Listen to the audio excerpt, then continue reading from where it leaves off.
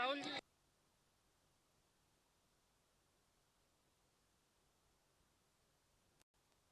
श्री राधे। हमारे मुख्य यजमान श्री राहुल जायसवाल जी महाराज जी को सोने की अंगूठी पहना करके उनका स्वागत करेंगे। और आज कथा का 6वां दिवस है, कल कथा का विश्राम दिवस है। एक बार जोरदार तालियों से आप सभी स्वागत अभिनंदन करें। बहुत ही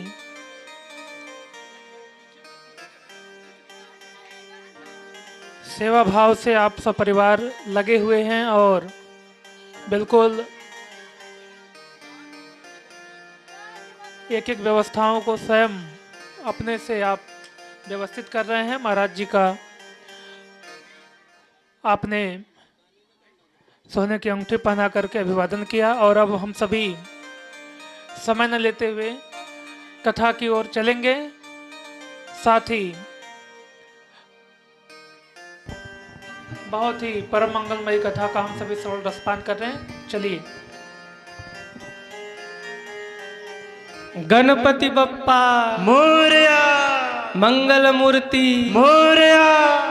हमको भी बधाई मिल गई। आज दुल्हा बने हैं गणेश, गाओ सब मंगल रे। बधाई हो, बधाई हो, गणपति बप्पा बधाई हो, बधाई हो। मंगलमय ढंग से गणेश जी का विवाह संपन्न हुआ। कहते हैं एक विवाह नहीं, दो विवाह हुए, सिद्धि और बुद्धि के साथ में। और इधर समय बीतने लगा। इधर तो गणेश जी का विवाह हो गया, अभी कार्तिकेय जी परिक्रमा ही कर रहे हैं, अभी लौट के आए ही नहीं। समय के साथ में 2 बेटे भी हो गए गणेश जी को। एक का नाम था शुभ, एक का नाम था लाभ, क्षेम और लाभ। 2 बेटे भी हो गए। और बेटे जब हुए तो बधैया बाजे आंगने में। इधर बधैया बज रहे, उधर कार्तिकेय भगवान अभी घूम ही रहे हैं। अरे बधैया बाजे आंगने में। विवाह का उत्सव हो गया, लाला जन्म का उत्सव हो गया। कार्तिक भगवान घूम ही रहे हैं और नारद जी मन ही मन चिंतन कर रहे हैं, आने दो कार्तिकेय को, हमको बिना प्रणाम किए गया था ना, अब मजा चखाऊंगा। जब कार्तिकेय आएगा और उसको बताऊंगा कि गणेश जी के एक नहीं 2 विवाह हुए और 2 बेटे हो गए, तब मजा आएगा। मुझे बिना प्रणाम किए गया था, अब आने दो, बताता हूँ। आजकल नारद जी लड्डू खा रहे हैं कैलाश पर, और लड्डू खाते हुए कैलाश के आसपास ही घूम रहे हैं। इतने में कहते हैं कार्तिकेय जी उड़े चले आ रहे। वो उड़ते उड़ते जैसे ही कैलाश के पास आए, फिर देखा सामने नारद जी, नारायण नारायण मन में आया। जाते समय तो प्रणाम नहीं किया क्योंकि खतरा था, अब आ गया हूं, अभी तो गणेश आधा भी नहीं पहुंचा होगा। एक काम करते हैं, नारद जी को प्रणाम कर लेते हैं। कार्तिकेय जी पास में आए और कहा बाबा प्रणाम। नारद जी मन ही मन हंसे, फिर पछतइए होत का जब चिड़िया चुग गई खेत। अब प्रणाम करने से क्या फायदा। लेकिन ऊपर से बोले खुश रहो खुश रहो। कहाँ भाग रहे हो कार्तिकेय। कार्तिकेय ने कहा थोड़ी सी जल्दी में हूँ बाबा, और जल्दी ही, आप चिंता मत करना, मेरे विवाह का निमंत्रण कार्ड भी पहुँचेगा, बारात में चलना है आपको। आप संतों का आशीर्वाद रहेगा तो बारात में आनंद रहेगा ना। बारात में, किसकी बारात में। कार्तिकेय जी ने कहा वो पिताजी ने प्रतियोगिता कराई है और हम और मेरा छोटा भाई गणेश दोनों ही दौड़ पे निकले थे परिक्रमा करने। मैं तो आ गया पर अभी गणेश तो पीछे ही होगा, जरा देखो ना कहाँ तक पहुंचा है। नारद जी ने कहा वो तो कैलाश पर है। गणेश जी तो कैलाश पर बैठे, परिक्रमा करके आ गए। कार्तिकेय जी ने कहा परिक्रमा करके आ गए। बोले हाँ, 2 विवाह भी हो गए। कार्तिकेय जी फिर चौके, 2 विवाह हो गए। बोले हाँ, 2 बेटे भी हो गए। अब कार्तिकेय भगवान को आया गुस्सा, दाल में जरूर कुछ काला है। ध्यान लगाया और जब देखा कि नारद जी ने सब बात घुमाई और माता पिता ने गणेश का विवाह कर दिया। वहीं से मोर को मोड़ा और लौट करके वापस चले गए, कैलाश पर आए ही नहीं। बड़े गुस्से में निकल गए घर से, क्रोंच पर्वत पे पहुंचे। अब ध्यान से सुनिएगा एकदम कथा को। क्रोंच पर्वत पर पहुंचे और वहीं जाकर तपस्या करने लगे कार्तिकेय जी। इधर एक दिन नारद जी से माता पार्वती ने कहा कि जरा देखो ना हमारा पुत्र कार्तिकेय कहाँ तक पहुंचा है। नारद जी ने कहा वो तो आए थे हाँ, जब हमने बताया कि गणेश का विवाह हो गया और उन अभी बेटा हुआ, अभी उन्हें बधाई का लड्डू खा के आ रहा हूं ना, तो बड़े गुस्से में कार्तिकेय चले गए। पार्वती माँ ने कहा कहाँ चले गए? बोले क्रोंच पर्वत पर तप करने। पार्वती माँ तो बैठकर रोने लगी, अरे ये क्या हो गया। शंकर जी ने डांटा, देवी मैंने पहले ही कहा था कि प्रतियोगिता मत कराओ, खैर अब जो होना था सो तो हो ही गया। माता ने कहा मुझे मेरे पुत्र से मिलना है। शंकर जी और पार्वती दोनों अपने पुत्र से मिलने पहुंचे। कार्तिकेय जी ने दूर से देखा शिव पार्वती आ रहे हैं, क्रोंच पर्वत छोड़ के भग गए। रोज शिव और पार्वती मिलने जाते, रोज भग जाते कार्तिकेय जी, नहीं मिलना मुझे माता पिता से, मेरे साथ छल हुआ है। एक दिन माता पार्वती रो के बोली, हे महादेव कैसे भी करो मुझे मेरे बेटे से मिलना, हम नहीं रह सकते बिना कार्तिकेय के। तब शंकर जी ने कहा, देवी अगर बेटे से मिलना है ना तो रूप बदलना होगा, रूप बदल के हमें जाना होगा। शंकर जी बने मालिन और माता पार्वती बनी मालिन। शंकर जी ने अपना नाम रखा अर्जुन और माता पार्वती ने अपना नाम रखा मल्लिका। दोनों फूल की डलिया हाथ में लेकर अपने बेटे से मिलने के लिए क्रोंच पर्वत पर गए। माली और मालिन बनकर आवाज लगा रहे हैं, अरे कोई है फूल खरीदने वाला, अरे कोई है फूल खरीदने वाला। कार्तिकेय जी को पूजन करना था, आए हाँ भैया हमें चाहिए फूल। और जैसे ही हाथ आगे किया पार्वती माँ ने दौड़ करके हाथ पकड़ लिया, अब कहाँ भागेगा तू। कार्तिकेय जी ने कहा आप है कौन? और कहते उसी समय महादेव और माता पार्वती डमरू बजाते हुए प्रकट हो गए वहीं। बोलिए शंकर भगवान की जय हो, पार्वती मैया की जय हो।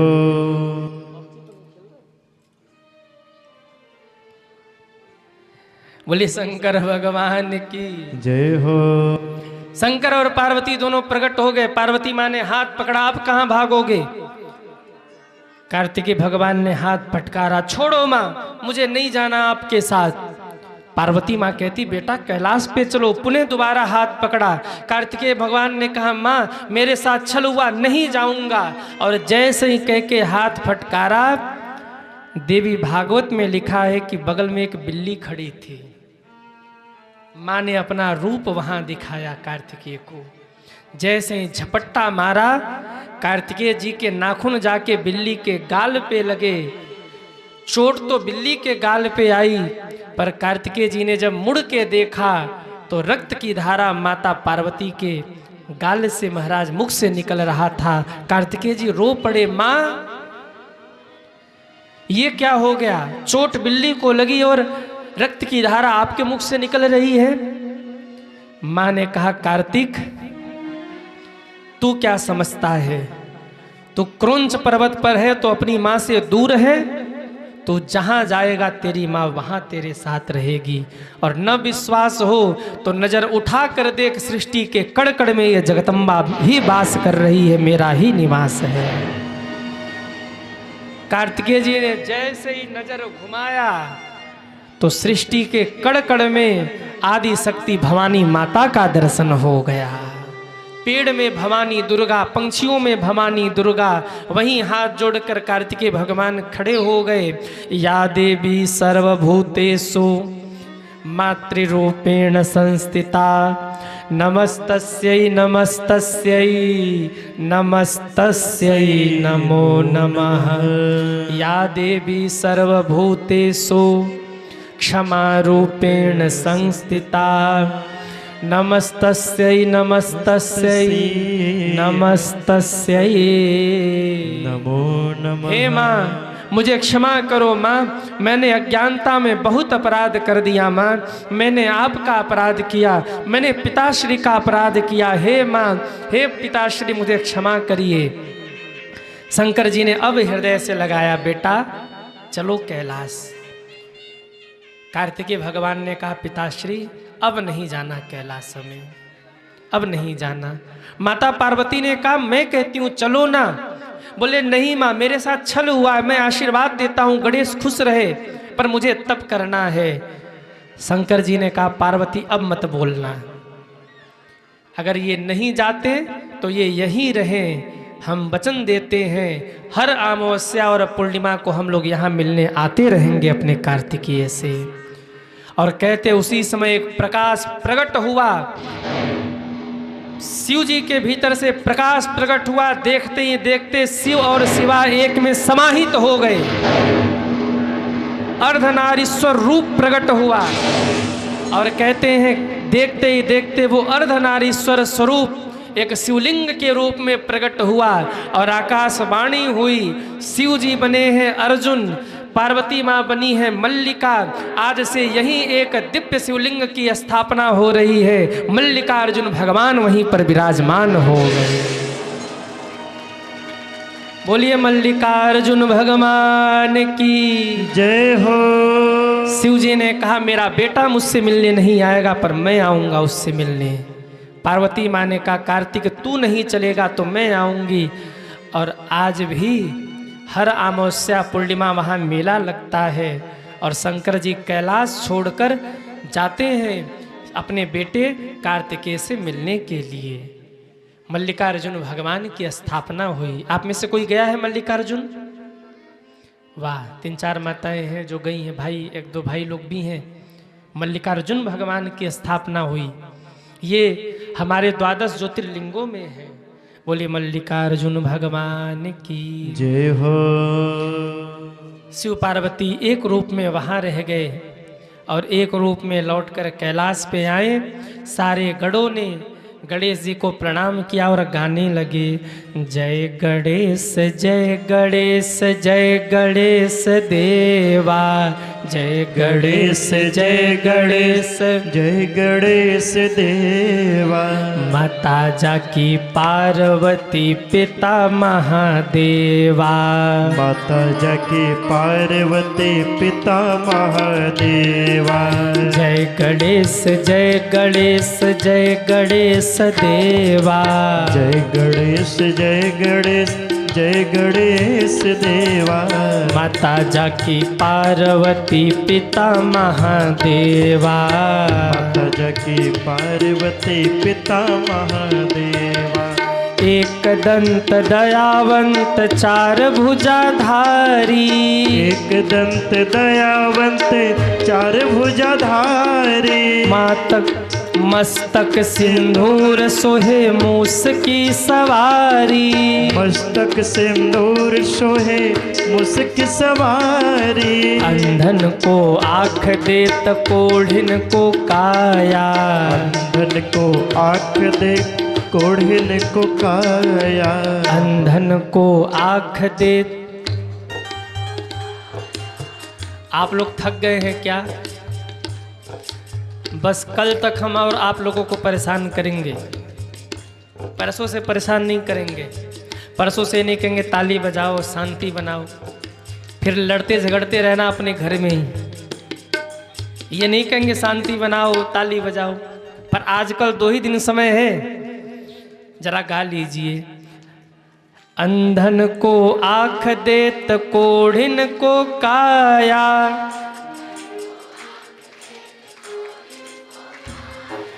अंधन को आँख देत कोढ़िन को काया। अंधन को बाझन को पुत्र देत निर्धन को माया।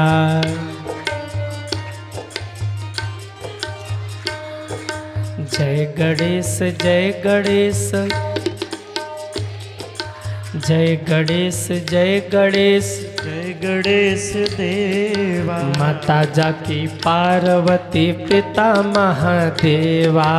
माता जाकी पार्वती पिता महादेवा। माता जाकी पार्वती पिता महादेवा। माता जाकी पार्वती पिता महादेवा। बोलिए गजानंद भगवान की जय हो। इस प्रकार से गणेश जी के विवाह की कथा शिव महापुराण में आई है। आगे त्रिपुरासुर के वध की कथा है सज्जनों। कल हमने निवेदन किया था ना, एक असुर हुआ जिसका नाम था तारकासुर। तारकासुर के 3 पुत्र हुए और तीनों ने वरदान मांगा भगवान ब्रह्मा से कि हमें वही मार सके जो एक बाण में हम तीनों के नगर को जलाकर नष्ट करने का सामर्थ्य रखता हो। ऐसे रथ पर वो बैठकर हमें मारे जो रथ न कभी देखा गया हो न कभी सुना गया हो। ऐसा व्यक्ति मुझे मारे जो सारे संसार पे आधिपत्य करने का सामर्थ्य रखता हो। ऐसे बाण से मुझे मारे जिस बाण को न कभी देखा गया हो न कभी सुना गया हो। कहते हैं जब वो पापी हो गए, 3 नगर था, तीनों नगर 3 तरीके का था। सोने का नगर था, दूसरा चांदी का था और तीसरा लोहे का था। तीनों ने वरदान मांगा था ब्रह्मा जी से कि जब हम तीनों का नगर एक सेंटर में आए, एक क्रम में आए, उसी समय एक बाण से जो तीनों नगरों को जलाकर भस्म करने का सामर्थ्य रखता हो, ऐसा व्यक्ति ही हमें मारे। कहते हैं भगवान शंकर ने आज खड़े होकर के सारे देवताओं को आवाज लगाया। सारे देवता आके सन्मुख खड़े हुए और सभी देवता मिल गए एक ही में और एक दिव्य रथ तैयार हुआ। कोई देवता आज चक्र बन के पहिए में लग गया रथ के, कोई देवता चाबुक बन गया, कोई देवता रथ के घोड़े के रूप में लग गया। और आज कहते हैं सारे देवताओं पर भगवान शंकर ने चाबुक खींच के आधिपत्य किया है। और कहते हैं पशुओं की तरह भगवान शंकर ने दौड़ा दिया है उस रथ को। नाम पड़ा पशुपतिनाथ भगवान। बोलिए पशुपतिनाथ भगवान की जय हो। दौड़ाया है दिव्य रथ को, एक दिव्य धनुष धारण करके दिव्य बाण लिया जो कभी न देखा गया, नहीं सुना गया। और कहते हैं भगवान शंकर ने जो निशाना लगाकर मारा है, एक ही बाण में तीनों नगर जल करके भस्म हुआ। त्रिपुरासुर का अंत हो गया। बोलिए त्रिपुरासुर मर्दन भगवान की जय हो। इसके बाद फिर जलंधर की कथा आई है, सती वृंदा की कथा आई। भगवान विष्णु ने सती वृंदा के वध के लिए जलंधर के वध के लिए सती वृंदा का पातिव्रत भंग किया था और भगवान शंकर ने उन्हें जला करके भस्म किया। भगवान शंकर ने जलंधर का वध किया था।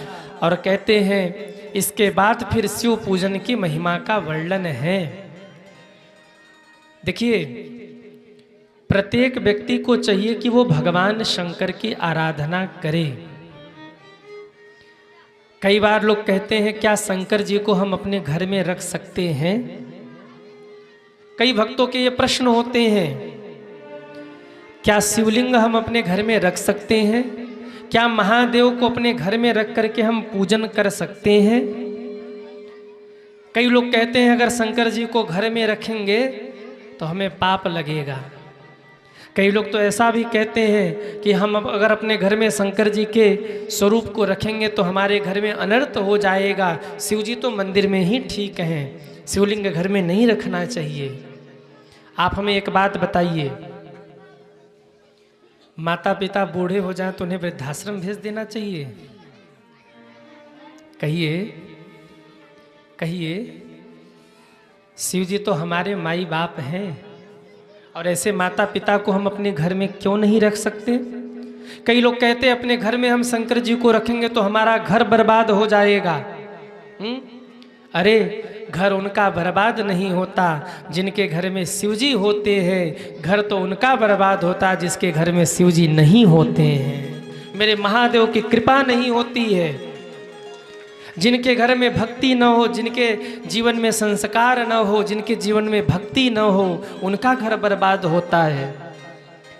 कई लोग इस असमंजस में रहते हैं कि शंकर जी को घर में रखें कि न रखें। ध्यान से सुनिएगा, कभी भी किसी के कहने पर महादेव को अपने घर से बाहर मत करिए। आपने शिव जी को अपने घर में रखा है और आप पूजन कर रहे हैं, किसी ने कह दिया अरे शंकर जी को घर में नहीं रखते, बाहर करो इन्हें, तो किसी के कहने पर कभी मेरे महादेव को अपने घर से बाहर मत करना। अगर दुनिया वालों के कहने पर आपने मेरे महादेव को घर से बाहर कर दिया तो ये मान लीजिएगा कि ये हार, ये जीत हुई दुनिया वालों की और ये हार हुई आपके विश्वास की, आपके भक्ति की हार हो गई। आज किसी के भी कहने पर घर से बाहर मत करिए मेरे महादेव को। शास्त्र कहते हैं जिनके घर में शिव जी का नित्य पूजन हो, जिनके घर में शंकर जी का नित्य पूजन हो, उनका घर ही मंदिर बन जाता है, शिवालय के समान हो जाता है। हमारे यहाँ पंचदेवों का पूजन प्रतिदिन बताया गया है। पंचदेव कौन से हैं? सूर्य भगवान, दुर्गा माँ, शंकर भगवान, विष्णु भगवान और गणेश जी। पंचदेव हमारे यहाँ बताए गए। इन पंच देवताओं का पूजन हमें करना चाहिए सज्जनों। जिनके घर में मेरे महादेव का पूजन होता है, उनका घर मेरे महादेव के आशीर्वाद से भर जाता है। जिनके घर में हमारे महादेव विराजते हैं, उनका घर कैलाश के समान पवित्र और पावन हो जाता है। अब कितनी ही मैं व्याख्या करूं आपके सामने। जिसके घर में शिवजी विराजमान हो, उनके घर में सदैव मंगल ही मंगल होता है सज्जनों। आप अपने घर में महादेव को रखिए और बड़े भाव से मेरे शिवजी का पूजन करिए, शिवजी का ध्यान करिए, शिवजी को स्नान कराइए। शिव पूजन पर सबका अधिकार है। कभी किसी के कहने पर अपने घर से मेरे महादेव को बाहर मत रखिए। कोई पूछे ना कि आपके घर में शंकर जी हैं, तो कह देना नहीं। क्या कहना? क्या कहना? कोई पूछे आपके घर में शंकर जी हैं, तो कह देना नहीं, मेरे घर में शंकर जी नहीं है, बल्कि शंकर जी के घर में हम रहते हैं। घर हमारा नहीं है, घर मेरे बाबा का है, मैं बाबा के घर में रहता हूँ। हम कौन होते हैं कि शंकर जी को अपने घर में रख सकें? अरे शंकर जी ने तो हमें अपने घर में रखा है। परंतु बस एक बात का ध्यान रखिए, अगर घर में शंकर जी को रखना है ना, तो शिव जी की स्थापना दो प्रकार से होती है। एक स्थापना है चल स्थापना, चल प्रतिष्ठा, और एक प्रतिष्ठा है अचल प्रतिष्ठा। चल प्रतिष्ठा यानी प्रेम प्रतिष्ठा, और अचल प्रतिष्ठा यानी प्राण प्रतिष्ठा। दोनों में क्या अंतर है? अगर आप घूमते फिरते रहते हैं, पूजन का कोई क्रम नहीं है, कोई ऐसा आपके जैसे आप बैरागी नहीं है, गृहस्थी है ना, तो हो सकता है कभी समय नहीं भी मिला कि आपसे उपासना कर सकें, तो ऐसे में आप चल प्रतिष्ठा करिए, प्रेम प्रतिष्ठा जिसको कहते हैं। घर में सदैव प्रेम प्रतिष्ठा करनी चाहिए, जैसे मीराबाई ने किया, मेरे तो गिरधर गोपाल दूसरों न कोई। वो मूर्ति कोई मंत्रों से स्थापित नहीं की गई थी। मीरा के प्रेम को देखते हुए भगवान स्वयं आकर उस मूर्ति में विराजमान हो गए थे सज्जनों।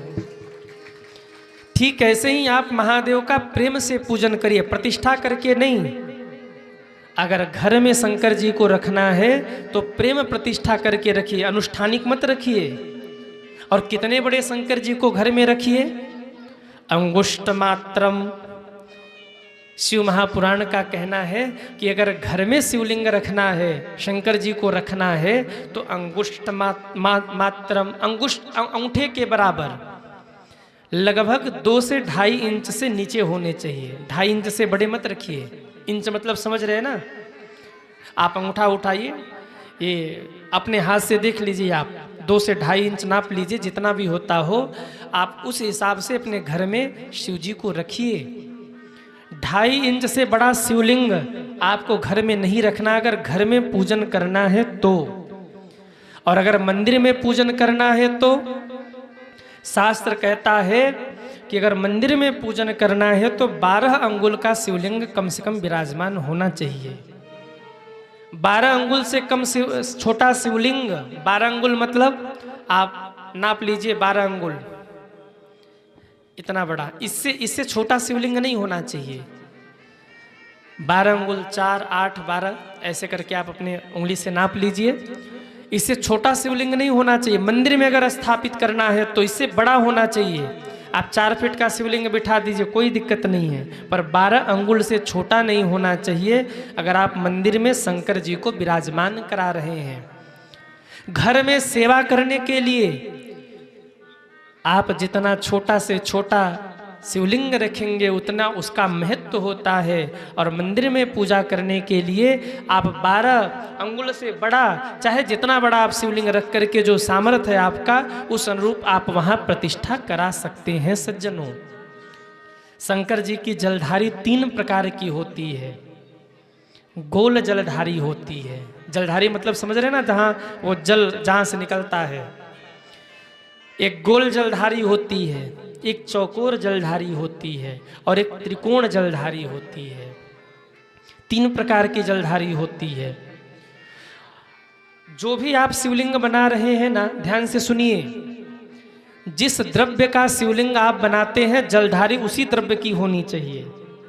जैसे आपने सोने की शिवलिंग का निर्माण करवाया तो जलधारी भी सोने की ही होनी चाहिए।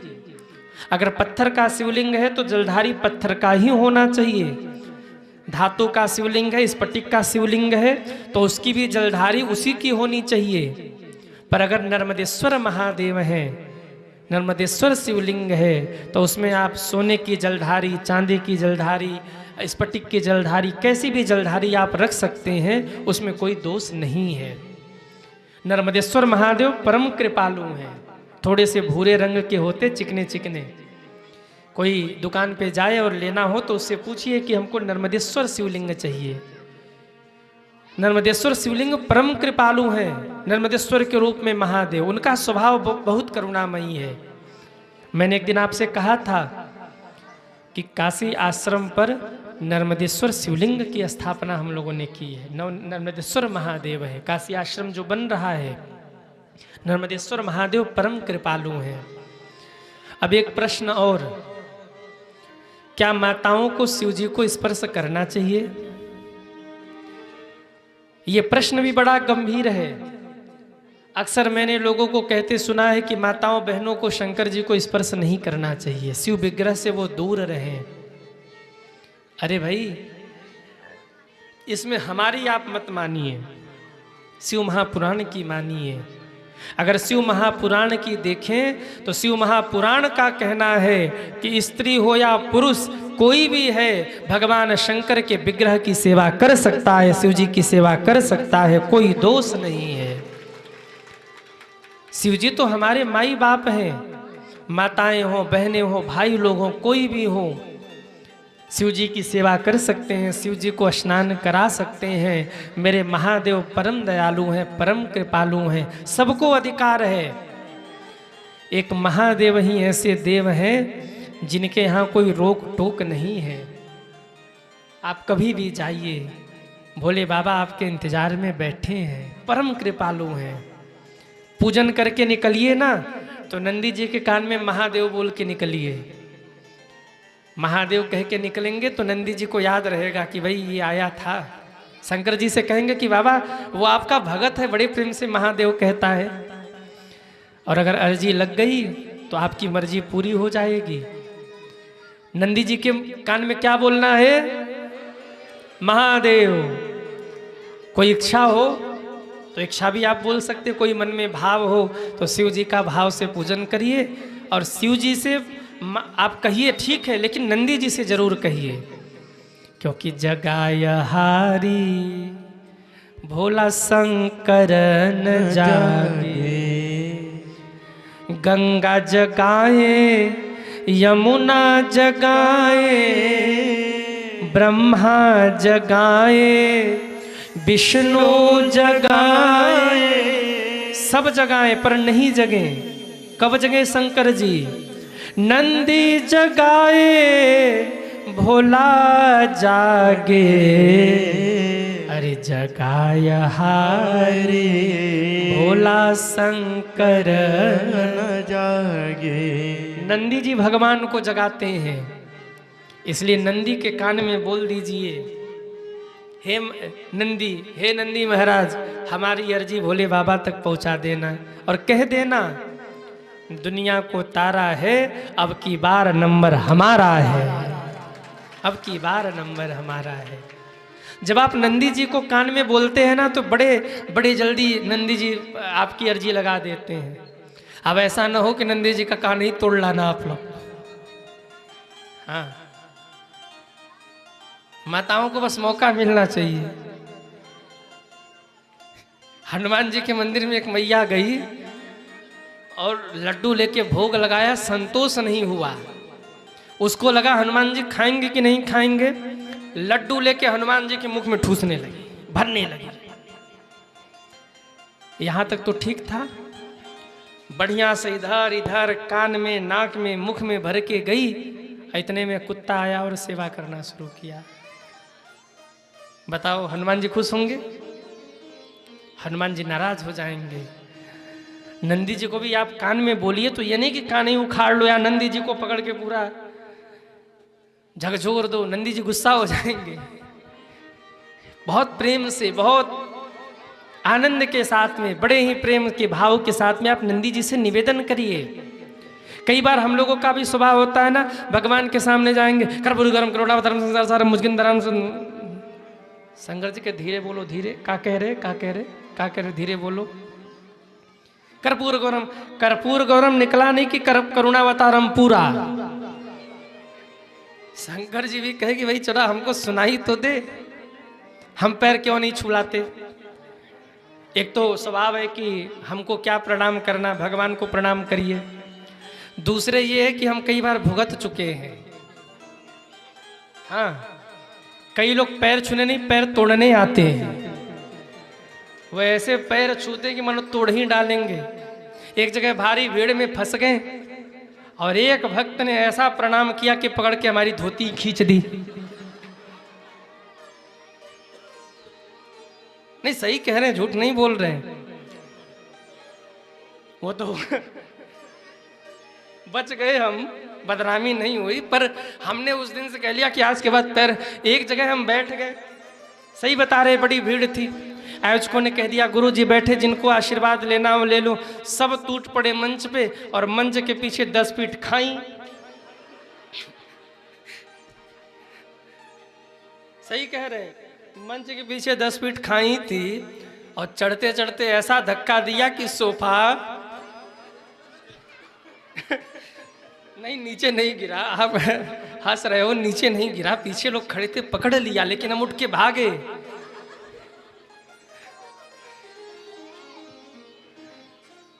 हाँ, इसलिए हमको लगा कि भैया आप दूर से ही, और वैसे भी हम इंसान हैं, प्रणाम करना हो तो मेरे महादेव को प्रणाम करिए, वो कृपा करेंगे, वो करुणा करेंगे।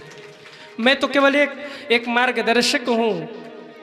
कई लोगों को लगता है ना कि गुरुजी के जब तक पैर न छुएं और जब तक गुरुजी सिर पे 2 बार हाथ पटक न दें तब तक आशीर्वाद नहीं मिल रहा। याद रखिए, गुरुदेव का आशीर्वाद तब नहीं मिलता, गुरुजनों का आशीर्वाद तब नहीं मिलता जब आप गुरुजी के हाथ को सिर पे रखते हैं। अरे गुरुदेव आशीर्वाद तब देते हैं जब आप गुरु आज्ञा का पालन करते हैं। गुरु जी के चरण आप पकड़िए, कल्याण चरण से नहीं होगा। गुरुदेव के आचरण आप पकड़िए, कल्याण तो आचरण से होगा। कई बार हम जहाँ रुकते हैं, लोग चरण सेवा करने के लिए आते, गुरु जी पैर दबवा लो। हमने एक दिन विनोद में कहा, छोटे वाले भैया आए, बोले गुरु जी चरण दबा लो। हमने कहा हम चरण नहीं दबवाएंगे। क्यों? बोले चरण दबाते दबाते आपको गले की याद आ गई तो। हमने विनोद में कहा, आप हकीकत मत ले जाना, विनोद में कहा। पर देखिए, गुरु वो नहीं जो चरण दबवाए, गुरु वो नहीं जो ये कहे कि आओ मेरे चरण दबाओ। गुरु वो भी नहीं है जो ये कहे कि आओ मुझे लिफाफा चढ़ाओ, मेरी ये बात आपको बुरी लग सकती है पर यहाँ बैठा हूँ तो मैं बोलूँगा।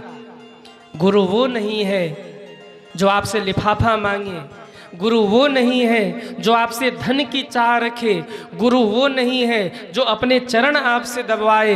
अरे एक सच्चा गुरु तो वो है कि शिष्य के हाथ को पकड़ के परमात्मा के चरणों तक पहुंचा दे, सच्चा गुरु वो है।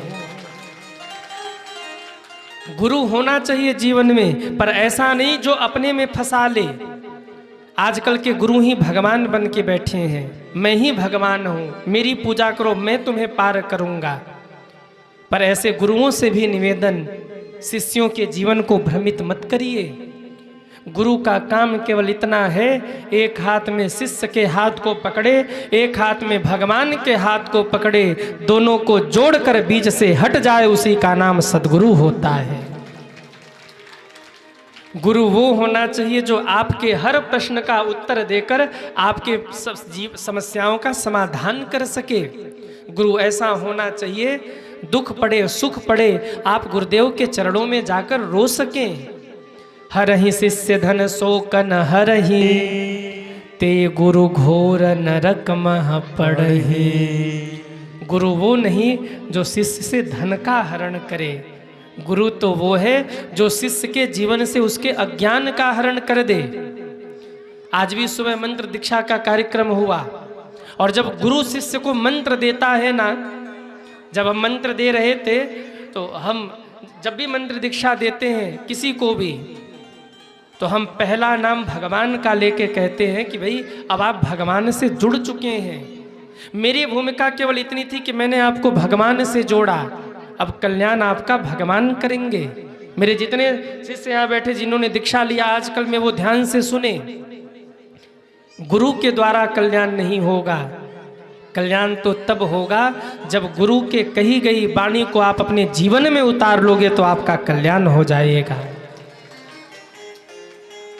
गुरु के चरण पकड़िए अच्छी बात है, पर उसके आचरण को अपने जीवन में लाइए। सबसे बड़ी गुरु दक्षिणा आपकी क्या होगी?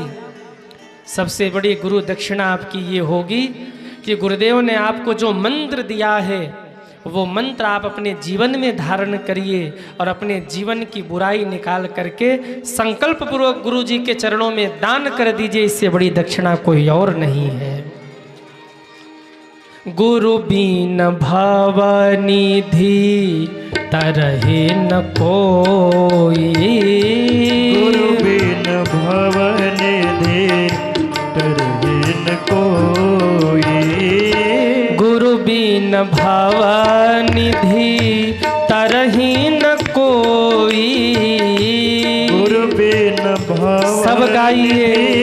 तरहि न कोई, जो बिरंची शंकर सन होई, जो बिरंची शंकर सन होई, शंकर सन होई। सन हो। गुरु क्यों जरूरी है जीवन में? गुरु बिन भवनिधि तरहि न कोई, जो बिरंची शंकर सन हो। बिना गुरु के भव सागर से बेड़ा पार होने वाला नहीं है। जब तक आप कहेंगे कि गुरुजी शास्त्रों में तो मंत्र भरे पड़े हैं, हम किसी मंत्र का जप कर लेंगे हमारी मुक्ति हो जाएगी, नहीं होगी। क्यों? बंदूक देखा है आपने? बंदूक देखा है? बंदूक, अरे हाँ या ना? हाँ, दिन रात ये तो करते रहते, उनको मार दिया, उनको पीट दिया। हाँ, बंदूक में गोली लगी होती है, आप गोली बाहर निकाल के फेंक के किसी को मारो तो मरेगा? अरे हाँ या ना?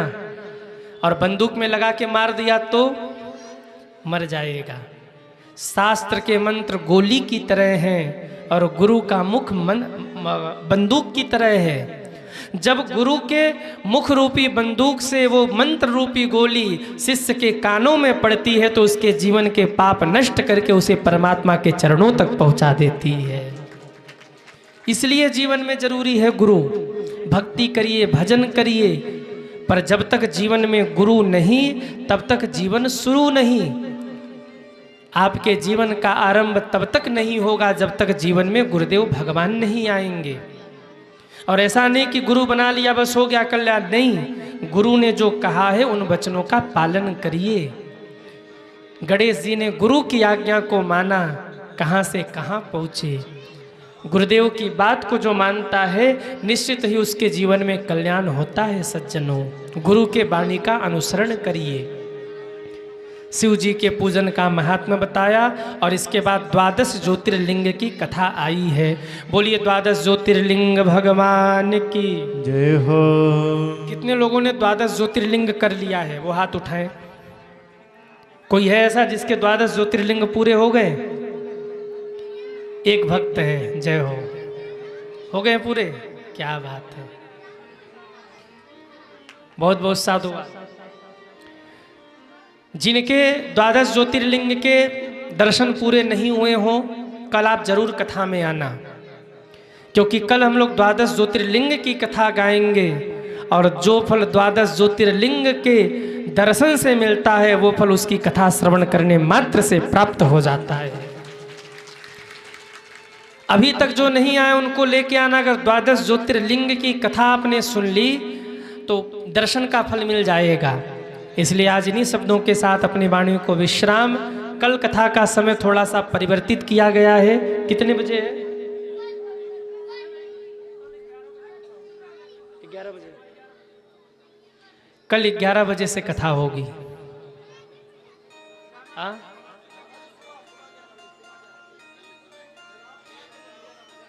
रात 11 समझ रहे हैं क्या आप लोग?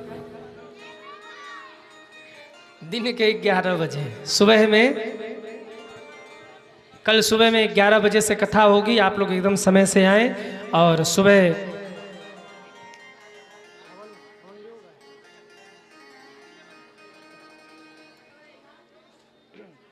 में 11 बजे से कथा है। आप सभी कथा में आइए। जो नहीं आए उनको जाके धक्का देना, जो अभी तक नहीं आए उनको जाके धक्का देना और कहना अभी तक नहीं गए कोई बात नहीं, पर आज